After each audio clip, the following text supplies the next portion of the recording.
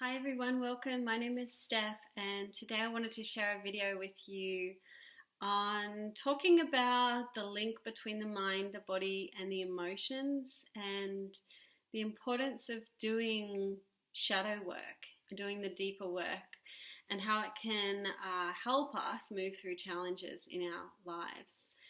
Usually from the ages of 0 to 7, we develop our kind of matrix or our kind of programming that will inform the rest of our lives. We develop our set of beliefs that inform the way that we see the world for the rest of our lives.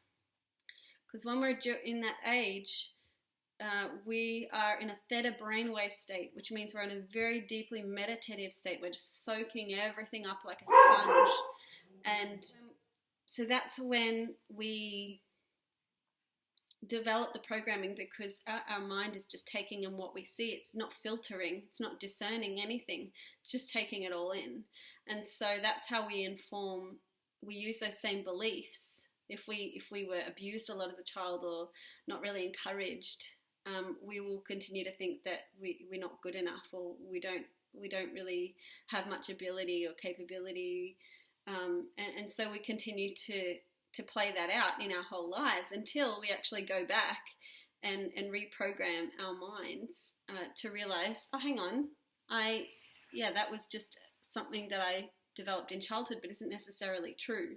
It's not truth.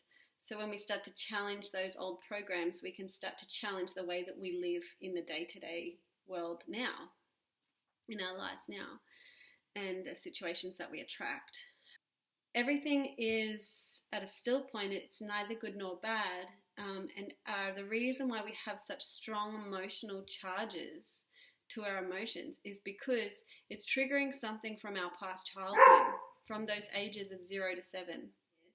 I've been teaching yoga for about 7 years, and in the first few years I had a beautiful awakening, a moment, and I realized this beautiful void, or this point of stillness that exists within myself, that exists within all people, within all of creation. And it was after that I realized I'd found this beautiful space of presence within myself, but my thoughts, I was in a relationship at the time, and it was just like this, just on this rat race. I was thinking about it all the time. And because I was at a state of awareness within myself, I was very aware of my thoughts. It was like my mind would just keep thinking about it, and yet it would never change the situation. So I started to wonder, how do I still my mind when I can't stop this incessant monologue going on about this same situation? So I asked my meditation teacher at the time why it was so hard for me to still my mind, and she said, well, you need to go back and find the first time that you felt that emotion. So then I realized that I would sit with myself and I'd find the emotion that I was feeling at the time from that current situation, and then I'd take it back to the first time that I felt that emotion, and I would sit with the emotion.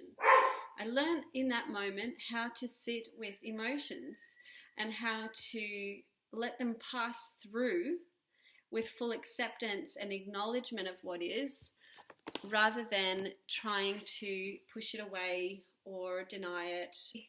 That was the beginning of understanding this mind-body emotions link.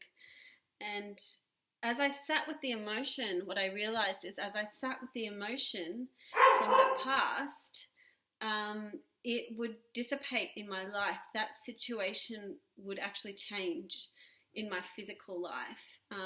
Whether the relationship would end, in that case, I was in a situation where I was forced to move away from that person, and I mean, it still was playing on my mind, but nowhere near as much.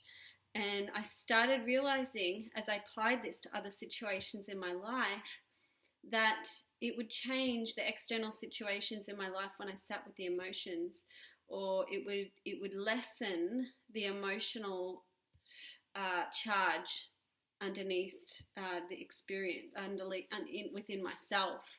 And so I wasn't as, I wouldn't attract negative situations into my life again. Yeah, so that's how I realized how important it is to sit with our emotions, because it literally changes our life. It changes, if we sit with the root emotion, it helps us to shift the root issues in our lives as well, like that are presenting in our day-to-day lives. If you do want to learn more about this, you can book in a session with me. I'll put the link below. Have a look on my website. You can check out my blog. There's a number of different topics that I talk about there as well. And that's all I have for now. Yeah. So thank you for watching, and I look forward to sharing more. Yeah, have a good day. Bye.